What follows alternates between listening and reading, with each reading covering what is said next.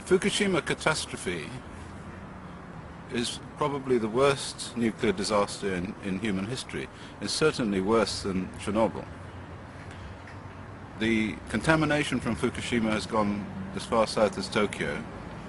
I have measured it personally in air filters from cars. At least 12 different air filters from cars were sent to me, some of them from the south of Tokyo, and many of them from 100 kilometers away from Fukushima. And they contain very large amounts of radioactivity in them, high levels of cesium-134 and cesium-137. So we can conclude without any doubt that that area, up to 200 kilometers, maybe more, away from the catastrophe site, has been seriously contaminated with radionuclides. Now, if the cars are breathing this material, then so are the people, and so are the children. And so the children will be contaminated with radioactivity. We've recently heard that the Japanese government had been doing whole body counting, that is to say they've been putting some people inside a monitor to see how much cesium is inside them. And apparently the levels of cesium are sufficient for them to say that there's no problem, that there are not going to be any increases in ill health. At the same time I hear reports from Japan, from mothers of children, who say that they're showing all of the signs of contamination with cesium that were also found by my colleague Professor Yuri Bandashevsky after Chernobyl in the areas of Belarus that were contaminated similarly with this substance, cesium-137.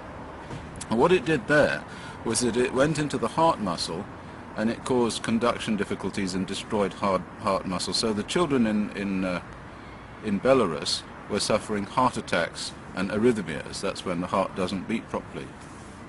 And of course later on in life they die young from heart disease because the heart cells don't replicate themselves. The heart cells, you get all of your heart cells at once. You get maybe 1% increase in heart cells per year. But over the period of time we're talking about, there's going to be no replacement for the cells that were damaged by the Fukushima catastrophe in the children.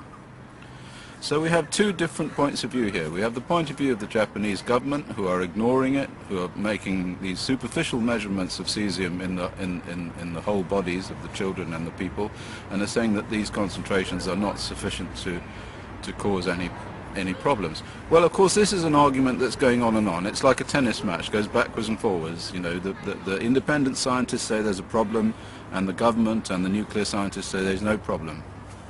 Of course, the real problem is that we have to do something about it. I mean, I am a father. I have 7 children. I have 11 grandchildren. And I can't sit back and just let this go on with us in some sort of silly tennis match between us and the pro-nuclear scientists who are trying to save the industry from collapse. And all the time the children are getting more and more sick, and they're building up this level of radioactive damage, which will result in them getting sick and dying with cancer, heart disease, whole range of illnesses that were all discovered after Chernobyl. And it's not as if this is something new. We know what's going to happen. We absolutely know what's going to happen. We have looked very closely at the health effects of people who were exposed to these same radionuclides after the Chernobyl accident in the same quantities. Not as many people, I have to say, which is why Fukushima is a worse disaster. So I decided we had to do something, and I was contacted by some people in Japan who said, what can we do? So instead of just moaning about it, we decided to do something. Now, there are actually some things that we can do. The first thing we can do is we can actually measure the radionuclides ourselves, because frankly we do not believe what the Japanese government is coming out with. We don't think that they're right. I mean, I've measured more radioactivity in a car air filter than they are measuring in a child. And the car breathes air in the same way as the child breathes air. So I don't really believe what they're saying. That's the first point. So we need to have independent testing. And secondly, we need to try and do something about these children who are being contaminated. There are two things we can do. The first thing is we can take them away from the areas of contamination and put them somewhere where it's reasonably safe. But that leads us to another problem, because what's happening now, as I'm told, is that the Japanese government are trucking radioactive material from the Fukushima disaster area, where it's contaminated, all over Japan. And even as far south as the south of Japan, we're now getting reports of radioactive material being taken all the way to the south of Japan to be burned. Now, what possible reason could there be for burning it as far away as that? I'll tell you the reason. It's really quite sinister and horrifying. The reason is this, that eventually when these children start to die from leukemia, from other cancers, from heart disease, from whatever, their parents are going to want to go into court. They're going to want to sue the Japanese government, and they're going to want to have to say, in order to do that, these children were contaminated, and that's why they've got high levels of cancer. But of course, the only way that they can say that they've got high levels of cancer is to have a control group in an area that's not contaminated. For example, the south of Japan. So I believe that the project to take this material and burn it all over Japan is to destroy all of Japan, is to increase the cancer rate in the whole of Japan so that there will be no control group to which you can compare these children in the Fukushima area. So that's that point. So we want to take the children away anyway into some safe area. That's what we want to do. But the second thing that we can do, and this is also quite important, is we can try and block the material. We can try and block the absorption of the cesium and the absorption of the strontium-90 and the plutonium and the other substances that are not being measured, incidentally. We have to wait a minute now because there's a train passing. I'm sitting on a children's playground here in Sweden. This is in Stockholm. And I decided to talk to you from here, from Stockholm, where there is a significant amount of radioactivity as well, I have to say, in the Baltic Sea. I measured this myself, but that's another question. So the second thing we can do is we can try and block the ingress of the radioactivity into the child's body. Now we know that we can do this with iodine, because iodine goes to the thyroid gland. We give them stable iodine, or at least we're supposed to. It turns out the Japanese government didn't.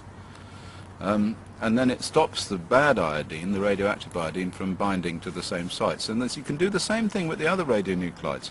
For uranium and plutonium and strontium-90, which are the most serious, and all of which they're not measuring, incidentally, and none of which can be measured with a whole body counter, because they're alpha emitters or beta emitters, we can block their attachment to the DNA by giving large amounts of calcium and magnesium, which binds to the DNA and keeps the strontium and the uranium off the DNA. So that's one thing that these children can do. They can take a tablet every day of stable calcium. And so we are going to produce tablets which contain stable calcium, which we will supply cheaply at the cost of production to parents of these children, so that they can take these tablets and block the ingress of these substances. And we're also working on another tablet which will block the ingress of cesium-137. Now, in order to do this, we have set up an organization in Japan called the Christopher Busby Foundation for the Children of Fukushima. And it has a website, and it's all in Japanese, and it's all being done by a colleague of mine who contacted me from Japan, called James Grand. In addition to this, we are going to purchase a large number of highly sophisticated radiation measuring devices from Europe, from suppliers in Europe and suppliers in the Ukraine. And we're going to make these devices available to the parents of children to measure the concentrations of these substances in the food, and also to supermarkets, and we will measure the substances ourselves. We will set up a laboratory in Japan so that people can bring these substances to the laboratory and find out the truth about the concentration of radionuclides in these substances. So these are the things that we want to do, and we want you to help us to do this in any way that you can. This is an operation to save the children of Fukushima, because we do not believe that the Japanese government is doing anything to save the children of Fukushima. They are operating on a principle which is the principle of saving not the children of Fukushima, but the international nuclear industry. And this is disgraceful. Thank you for listening.